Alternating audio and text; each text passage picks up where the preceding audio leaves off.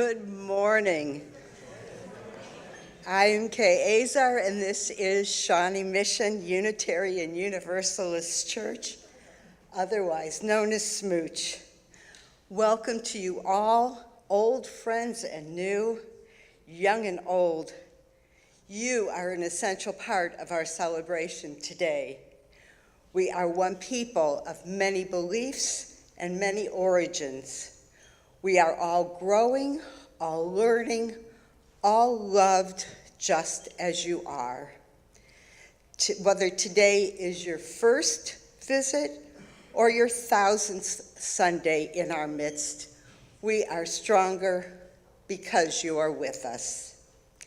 We are so happy that you've chosen this sanctuary and time.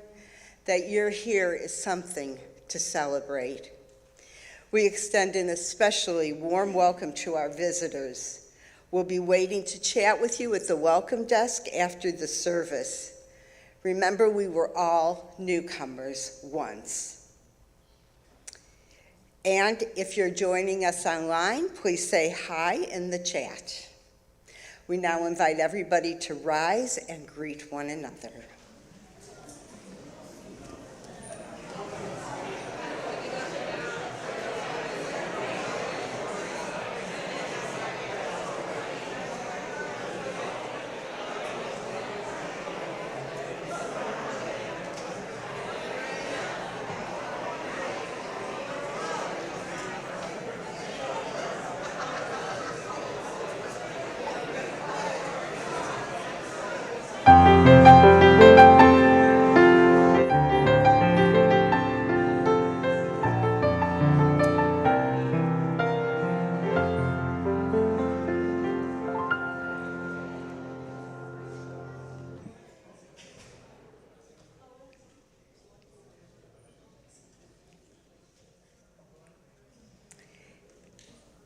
And now is the time for announcements. If you have an announcement to make, please come up and get ready for your announcement. Good morning, everyone. Good morning, all. I am excited to announce that we now have seat upgrades available for Sunday morning worship services. These include extra soft cushions and cup holders. If any of you would be interested in upgrading your seat here on Sunday mornings, I invite you to come sing with the choir. Choir rehearsals will begin this upcoming Wednesday night, August 27th, right here in the sanctuary. We'll begin at 6:30 p.m. You don't need to sign up, just show up. All levels of experience are welcome. Come sing with us.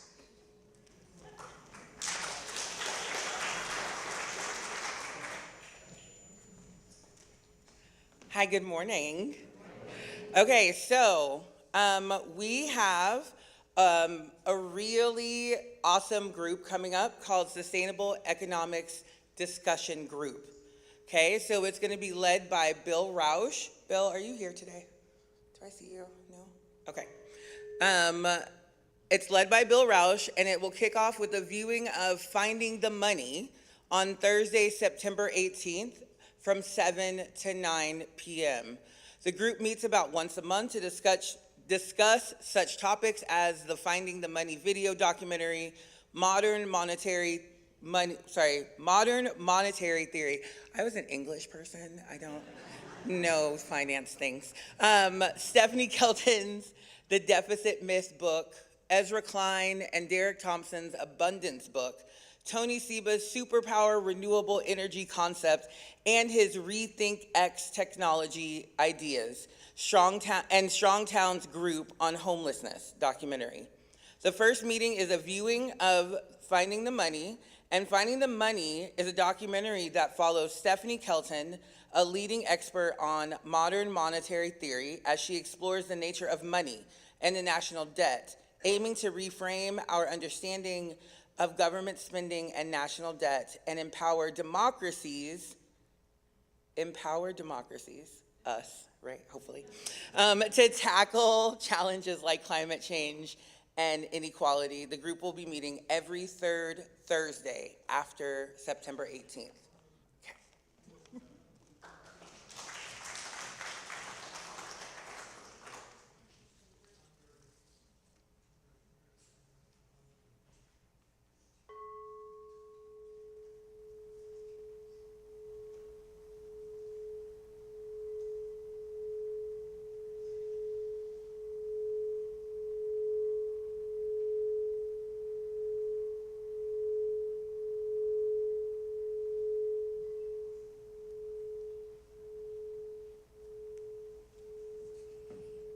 Come, let us worship.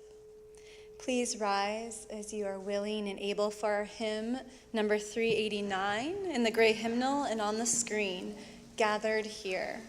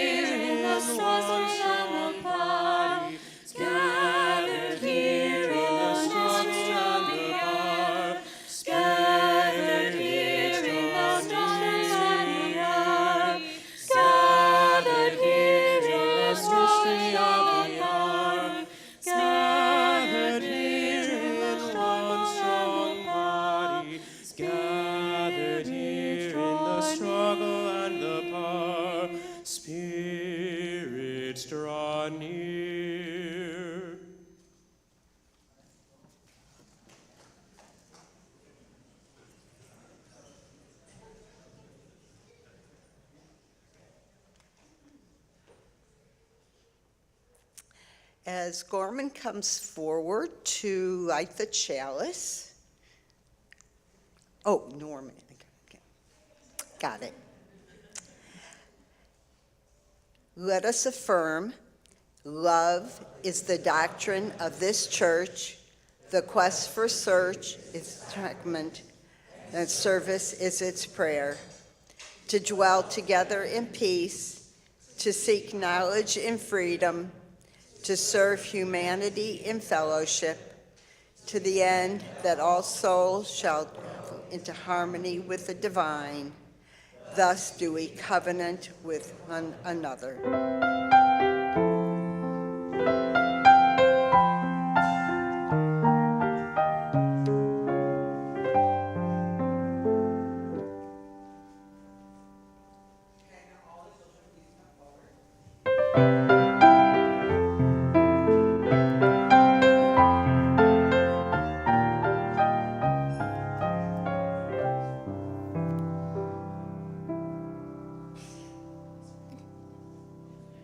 Hey, y'all. Hi. It's so good to see you. There's some of you I haven't seen in a minute. Welcome back. So happy to see you. Okay, so have you ever really wanted something, but like you had to do some work first to get it? Anyone have to, like, you really want it? And like you would love to take a shortcut, right? Like you would much rather like play and hang out with friends than like do homework or go to your job. Yes.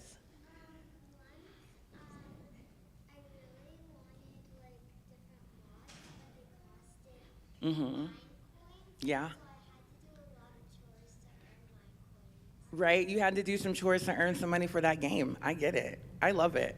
It's really challenging. Yes. We had a project in school where we had to make a mini golf course, but I really wanted to read and just like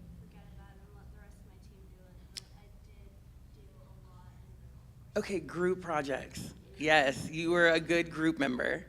I had horrible group members when I was in school. I'm not gonna say any names. Jonathan. Okay. I didn't forget. Okay. Okay, so I wanna read a quick story to us. And it's a little bit about kind of what I'm talking about. So being able to have a little bit of self-control and do the work before you have to do, or before you get to do the play. All right, let's begin. We've got the story of the ant and the grasshopper, okay? So one sunny summer day, Ant was very busy and she was collecting food for her home, and she knew winter was coming. Grasshopper watched as Ant gathered supplies for the winter.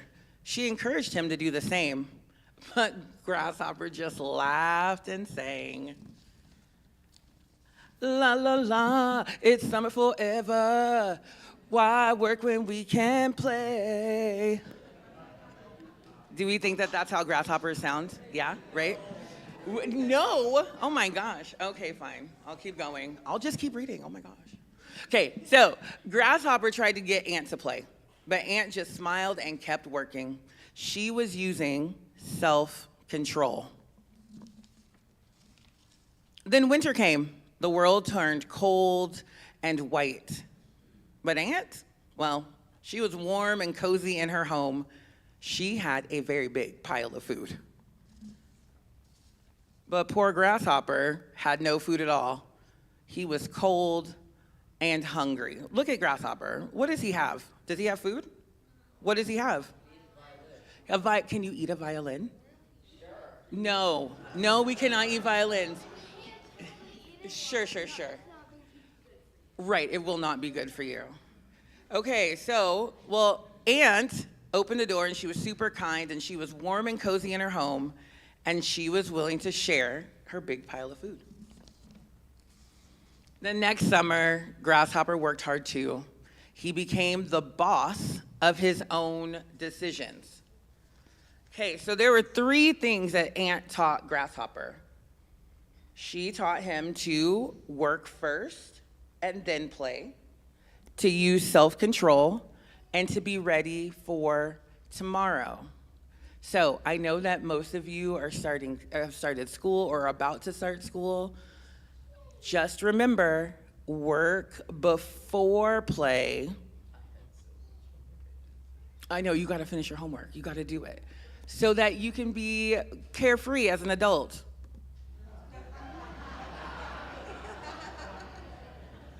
All right, can you sing us out? Go now in peace, may the spirit of love surround you everywhere you may go.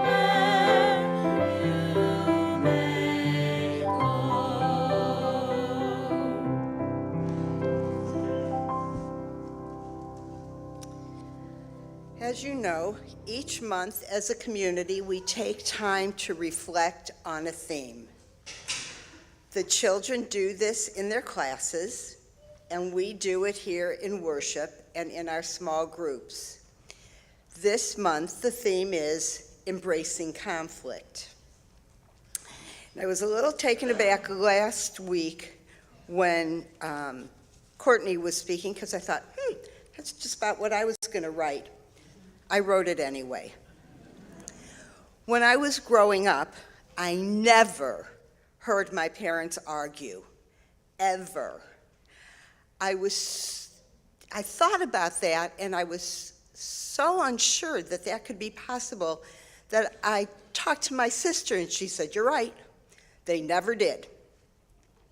They so avoided outward displays of conflict that even when working at my grandparents' house, and they bickered a lot, my father would not allow me to go there.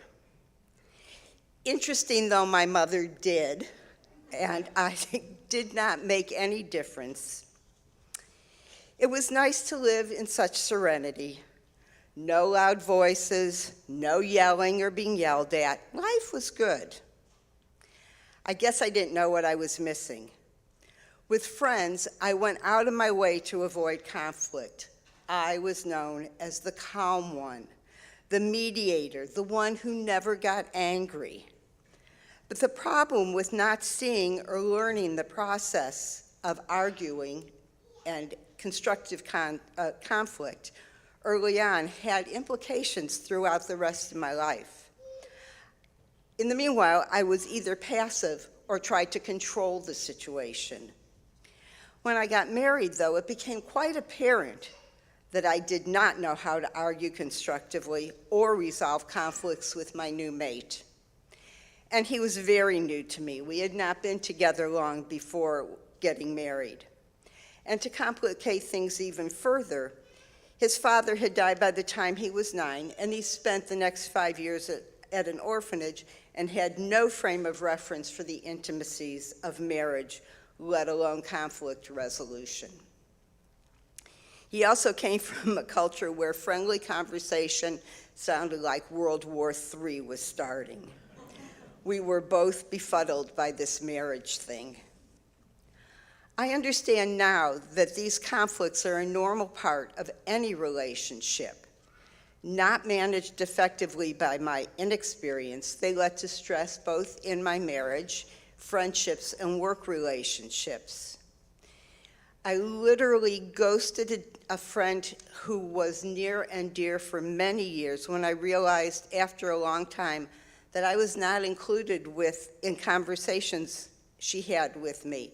She failed to tell me important things and then would get upset if I unknowingly brought up these taboo topics. Her main currency was talking about other people. Initially, it was kind of fun listening to her talk about people we knew until it dawned on me that if she was talking to me about those people, she was likely talking about me to those people. I couldn't get a word in edgewise when I tried to talk to her about these issues. I literally just walked away from the relationship feeling bad, but not as bad as I felt in the relationship. Conflict is messy, especially with those we love, and I don't tolerate messy very well, but I fear apathy more, from myself, from my spouse, from my friends. For if apathy happens, who is left to care because the love is gone?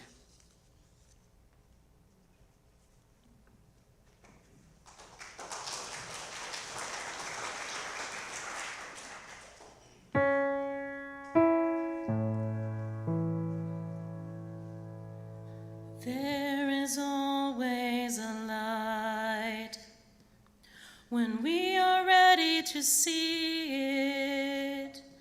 There is always a light when we are ready to be it, to see the light, to be the light, to raise our eyes in the dark of night, to climb this hill.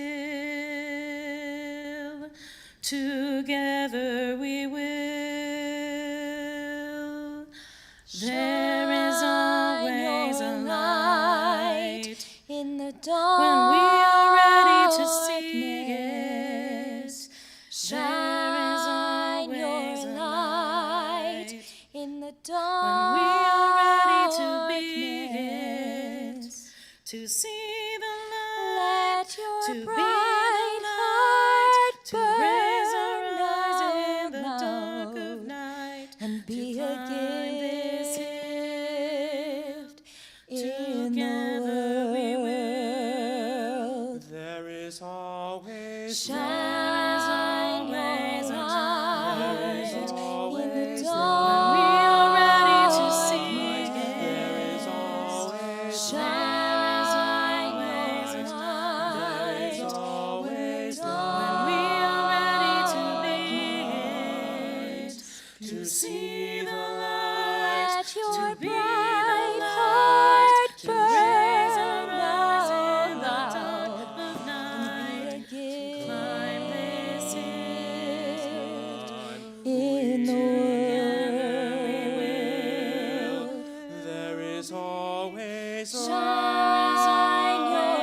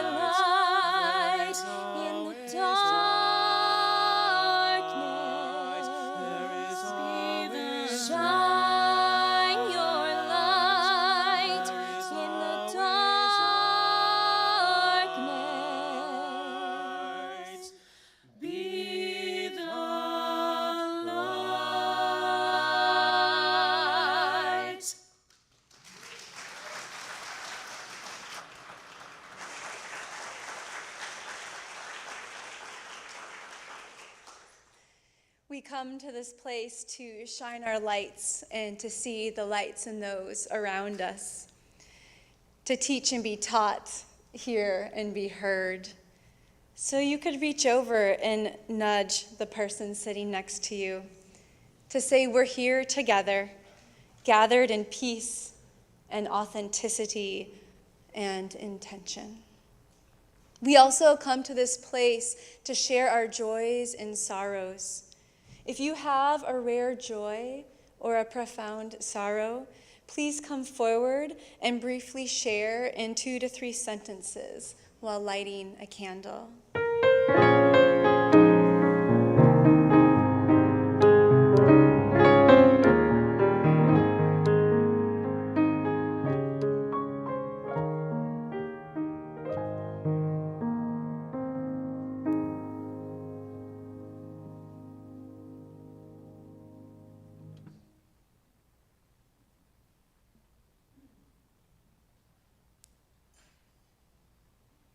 Thank you for coming forward to share in a sentence or two what we may witness in your life.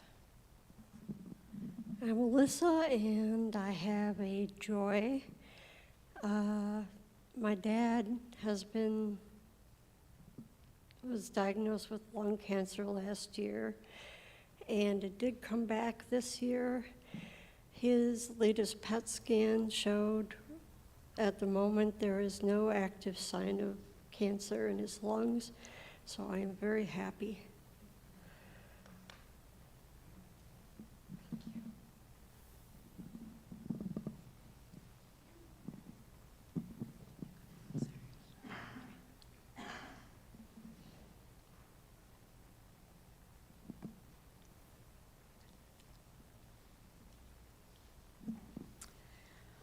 We're Andrea and Brian Nelson. Our oldest daughter was released from detention a week ago, 6 months of detention, and she came out without a realistic plan, and most of her unreliable plans have fallen through, and she's here somewhere, and she's probably relapsed, and I'm just hoping that she'll agree to go to a sober living house. Yeah, we're hoping she can see the light from someone else with her recovery from substance abuse and mental illnesses.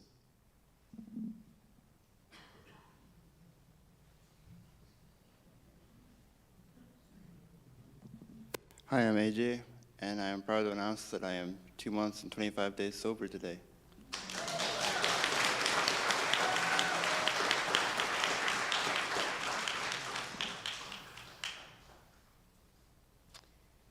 We light the remaining candles for all the brilliant joys and heartfelt sorrows that each of us carries in our hearts. And let us sing together.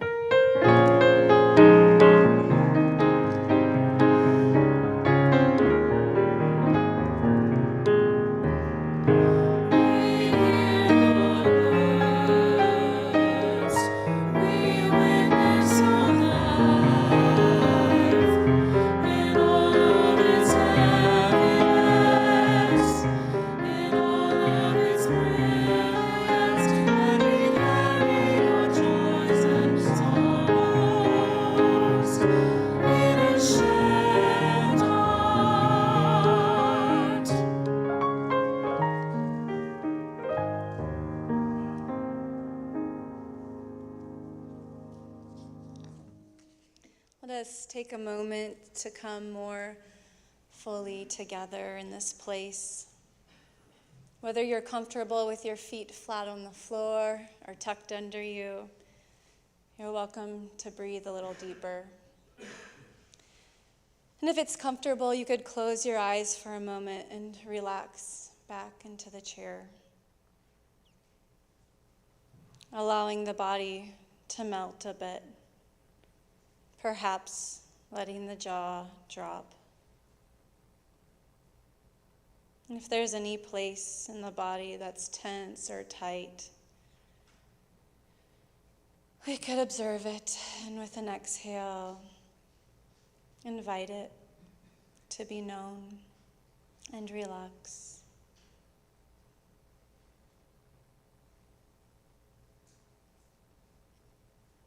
We let the bustle of the world soften a bit, coming into this sacred place.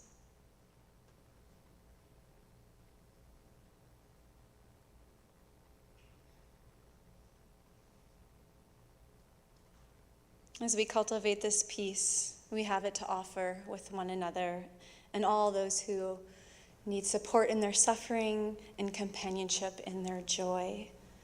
Let us sing together.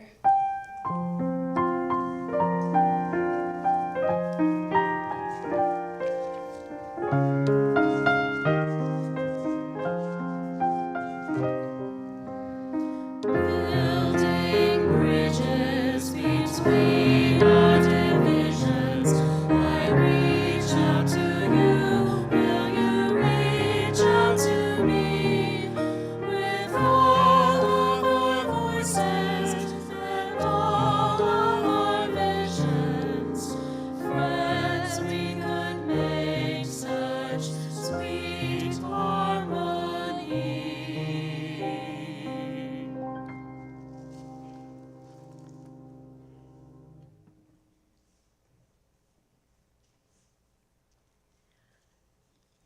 Our reading today is a selection from Teri Grunthaner's book, Us, Getting Past You and Me to Build a More Loving Relationship.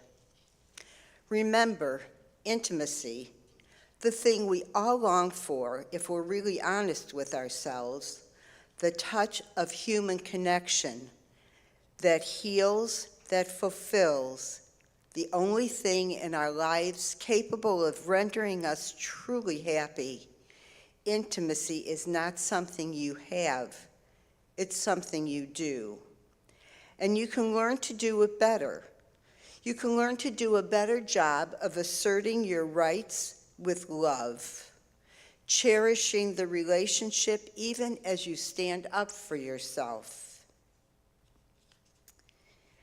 You can learn to let go of objective reality and tend instead to your partner's subjective hurts or longings, listening, really listening with compassion and generosity rather than defensiveness and self-centeredness.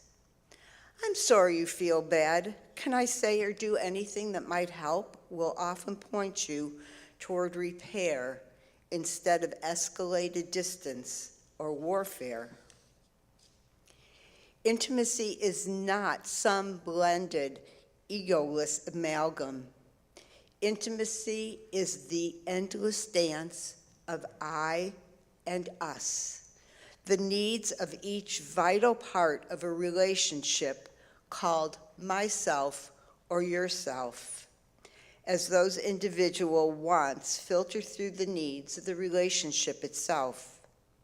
In this moment, perhaps my individual assertiveness takes precedence.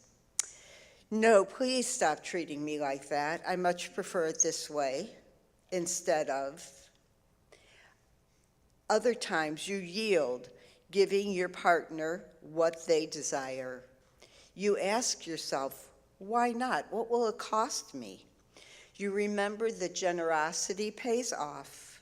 As you think more and more ecologically, it begins to appear self-evident that it is in your interest to behave skillfully in and be a good steward of your own relationship biosphere. Why? Because you're in it, dear reader. It is the air you breathe, the atmosphere you depend on. Wake up and take care.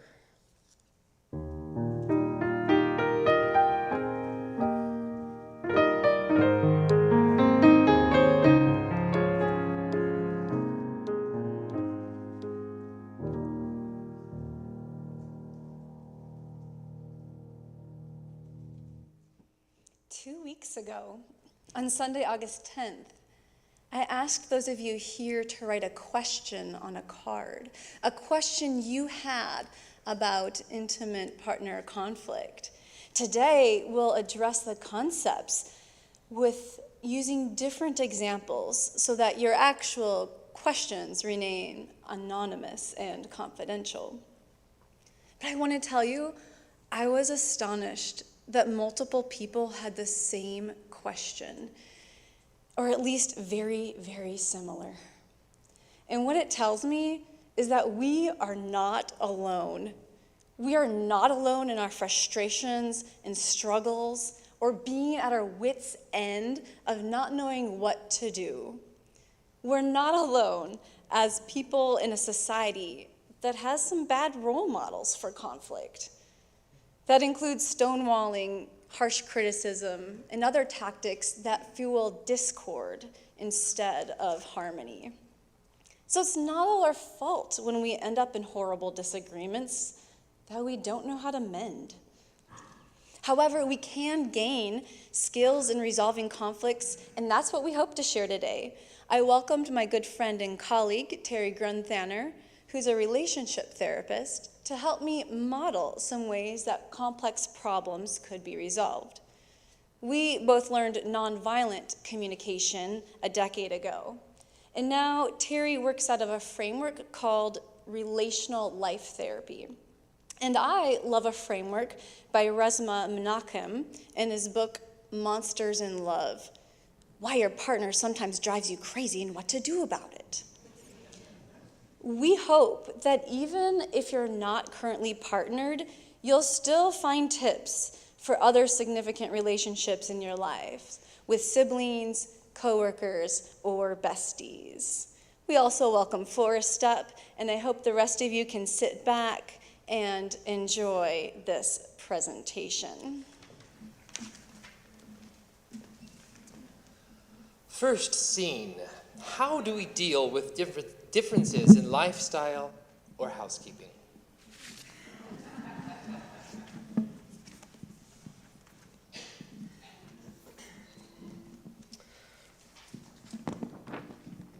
She is a precarious stacker. She stacks things up that easily fall down. I open the kitchen cupboard, spice jars fall on top of me. She doesn't place things in firm locations, the cats knock them over. It's driving me nuts. I don't want to walk around my house and not know if something's gonna fall on me at any moment. I gotta talk to her about it. Okay, I'm gonna remember that I love her and that both of our needs matter. Okay. Honey, I realize that a fallen spice jar isn't the end of the world, and that we don't always know what the cats are gonna do and knock over. And I think we can avoid some of my frustration by not stacking things so precariously, and instead making sure they're firmly balanced. Would you be willing to help me by being a little more mindful and attentive of how you're stacking things? I can't be mindful all day long. That exhausts me. This is my home too. I just want to put things wherever I like sometimes. And thanks for acknowledging that the cats often knock things over. We need a different solution. Like, how about 3 days a week I'll be mindful, and then the other days I get to do what I want? Wouldn't that work? Interesting idea. I don't think that's gonna work for me, because the other days of the week, I think that's 4, I won't know what might fall down on me, what am I gonna knock over. Okay, hey, I have an idea. What if we divide the parts of the house? Like when things are in the kitchen, where things are gonna get knocked over and break and spill and it's gross, we do a real careful job in there. But then, like in the living room, you can stack them however you want. That sounds possible. I think I could train my mind to do that if I just have to be mindful in the kitchen. I'm willing to try that for a month or 2, and then check back and see if it's working for you. Great. End scene. Well, so this was an example of collaborative negotiation, right? We're coming up with a creative solution that's trying to meet both people's needs well enough, right? Instead of just arguing over A or B, we try to find a solution C, D, E, F that's gonna work. And we put a time limit on it so you can check back, renegotiate, figure out what's working and not, and be sure to celebrate small progress. Next scene. How can I help myself not explode when I'm feeling hurt or overwhelmed? You're telling me, am I hearing right that once again you don't care if we go to my parents' Christmas party because last year we also missed it and I can't stand this anymore. Actually, I feel like I'm gonna explode. Time out. That's a good time for a timeout, right? This level of emotional activation, you might recognize it, is a symptom of, one way I call it, a hijacked brain. This means that the part of your brain that's actually capable of curiosity, compassion, collaboration is offline. You don't have access to it. Yeah, you all hear this. Is this? I'm seeing some squinty eyes with the sound. Okay, I'm just gonna keep going until I hear something to do. It's because a different part of your brain has registered, thinks that you're in danger, that your partner is a threat somehow. So without the part of your brain that's turned off, what I like to call the wise adult part, all that's really possible here is fighting, flighting, fixing. So if you want to do damage control when you're in this state, flip the circuit breaker, take a timeout, and take some distance responsibly, meaning you don't just storm out. It means take some breaths and you give an explanation and a promise of when you're going to return. Let's see. I am feeling so upset right now. I don't think we should keep talking. This is not going well. I need a break. I'm already yelling. I'm going to be back in 20, no 60, no some hours. I'm not sure, but I will be back when I'm ready. I need to walk outside. Oh my gosh, he does not understand. How can I soothe myself? Long breath in the nose, out the mouth. I need to validate myself. My family is important. It's so hard to feel misunderstood. I might even need to call a friend to get some empathy. I could try to imagine his perspective, but if it doesn't make sense, I want to give him the benefit of the doubt that he does care about me, but he just does not understand this. Next scene. How do we repair after a conflict in which someone's feelings are hurt? Okay. I think the single most important ingredient here, if you want to repair, is that you have the desire and the intention to reconnect. Not, I'm going to get them to understand how I'm right. Not, I'm going to get them to give me what I've been asking for. Not, I'm going to make them feel bad for what they did. None of that's going to get you repair. That's just going to get you more fight, flight, fix, yeah? So let's keep the apology really simple. Here's a nice way I like to remember it. You put it in 3 parts: past, present, future. So past, okay, what you did. Dear, when we started talking about my parents' Christmas party, I lost my temper a bit. I'm sorry I raised my voice at you. Present, what you now regret. I know that getting yelled at hurts, and I'm sorry I couldn't stop myself sooner. In future, what you're going to commit to. I will keep on noticing when I'm starting to boil and take a time out before the yelling. Nice. So it's often the case that both people are wanting an apology, and I found that it's really best if you really take turns. Make sure the one person feels repaired with, feels reconnected, before trying to get your apology then. Yes, one at a time. End scene. What if your partner lies or denies what they do? Honey, since we have a leisure afternoon today, I'm hoping we can do something fun together. And I'm hoping we could talk for a little bit about all the video games you've been playing at night. I've told you again and again, I haven't been playing video games at night. It's like 1 hour, and then I go to bed. I'm just tired because the AC kicks on, and it wakes me up, and then I'm tired in the morning. Yes, I know our AC is loud and old, and it's definitely annoying. I'm glad to hear you're working on reducing your video game hours at night. But I'm also wondering if you're not realizing how long you're playing, because sometimes you lose track of time.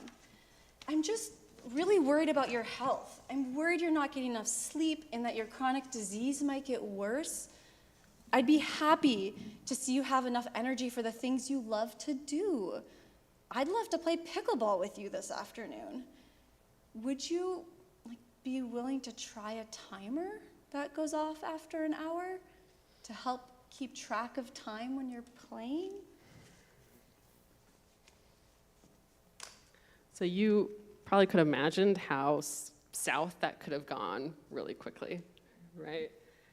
But instead of getting caught in like an objectivity battle of who's more in touch with reality, you can be right or you can be relational.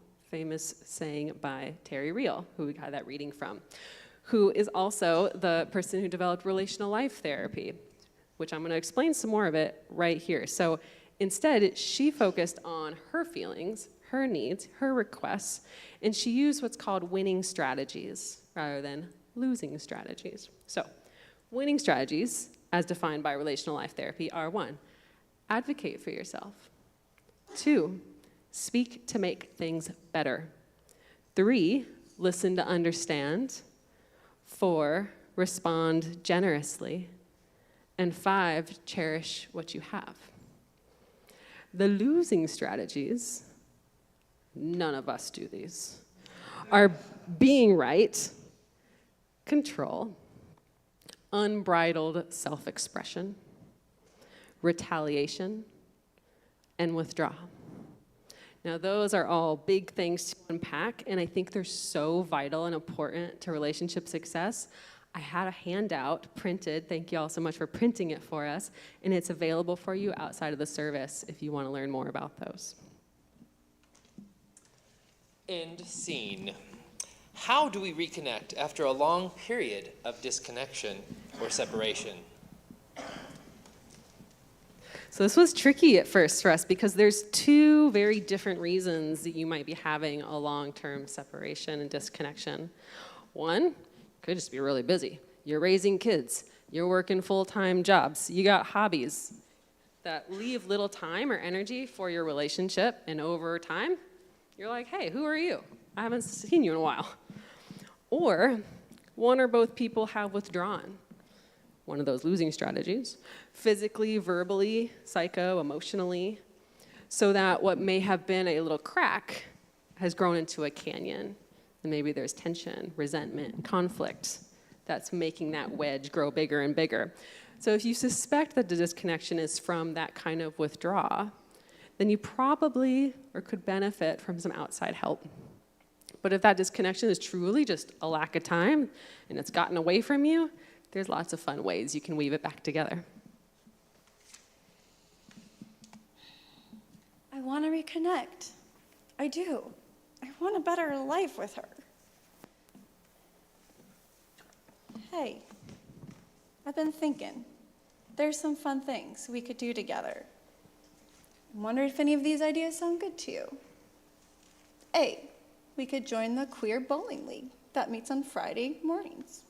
B, we could take our dog to the dog park together, like every weekend. Or C, we could go to the art gallery for that monthly grand opening. I like the idea of weekly, but mornings really aren't great for me. Could we meet at the art gallery every Friday afternoon for a month, then pick a new activity? Yeah, I'm up for picking a new activity after a month. I've also been thinking that you might not really know how much I still appreciate your company. even though we haven't really spent time together in the past few years. I just want to tell you, like every day at breakfast, I have a commitment to share one thing I appreciate about you. Okay. I would also love to hear what you appreciate about me when you're ready. Doesn't have to be every day. I mean, I know you're so grateful for my cooking and lawn mowing, and I think we could just name these simple things and see what else comes. End scene. What if conflict keeps happening? Does that mean we should quit? So I have good news and bad news. That conflict is natural and it's essential. So the natural cycle that all healthy, functioning relationships go through is harmony, disharmony, and repair. Harmony, disharmony, repair. Harmony, disharmony, repair. The cycle completes itself a dozen times in a day with small little hiccups, like you turn the corner and you bump into each other and then say, oh, sorry. Or it could take months or even years to complete a cycle with some larger ruptures, like infidelity or financial stress. What's important is that the cycle actually completes itself, that we repair and refine the harmony with every cycle.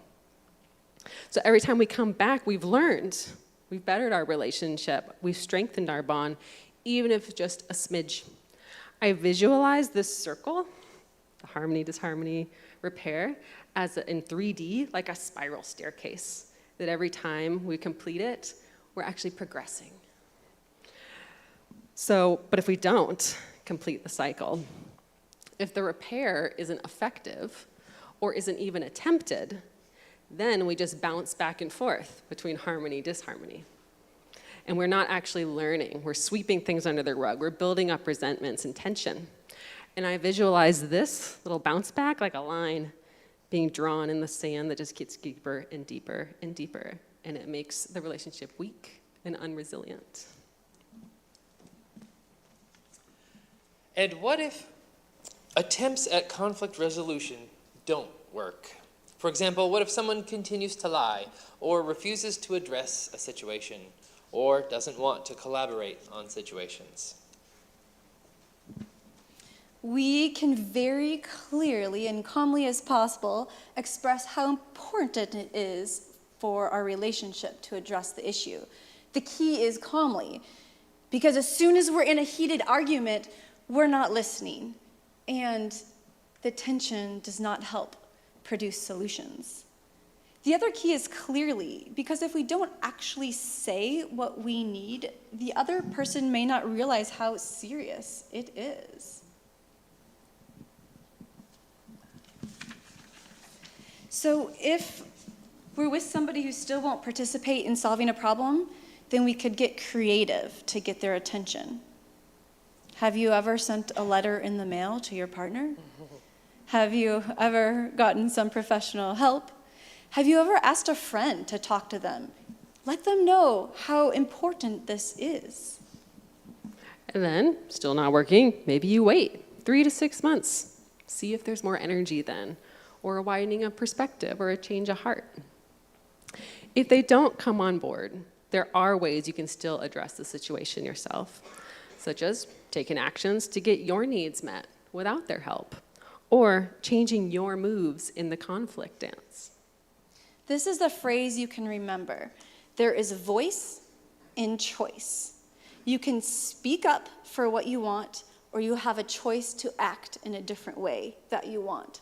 Because ultimately, you get to decide if an unaddressed issue is important enough to change the nature of the relationship, like end the relationship, or if the relationship has priority and that unaddressed issue just remains a wound in the side of the relationship. Then you tend yourself with compassion and care from other people. So Teri Real has this formula for relational reckoning. Am I getting enough of my needs met within this relationship to make grieving the ones I am not worth it? Meaning, can I accept that which I cannot change and live with it and grieve that which I can't?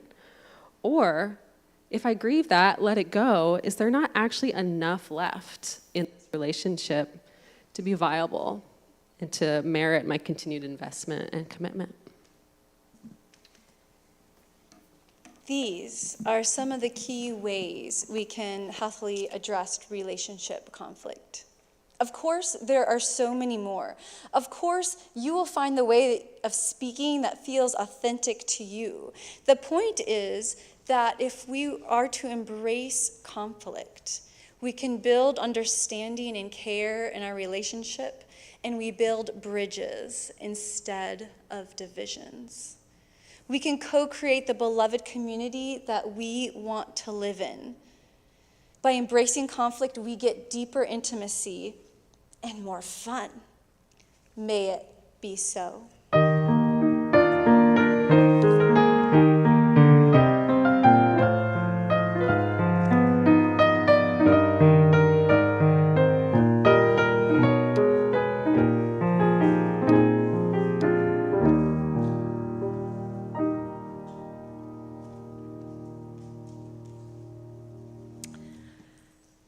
The work of the church depends on us, our generosity of time, wisdom, and financial resources.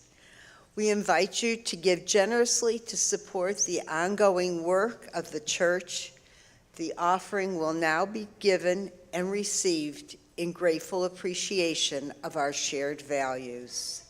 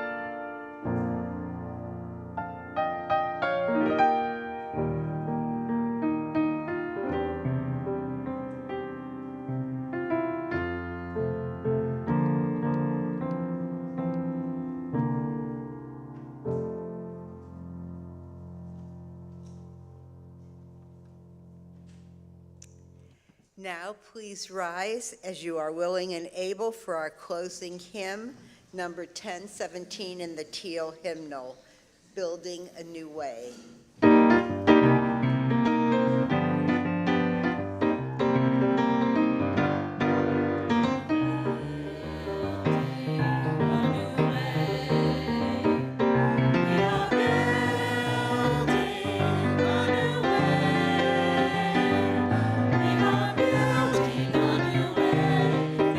Stronger every day. We are building a new way.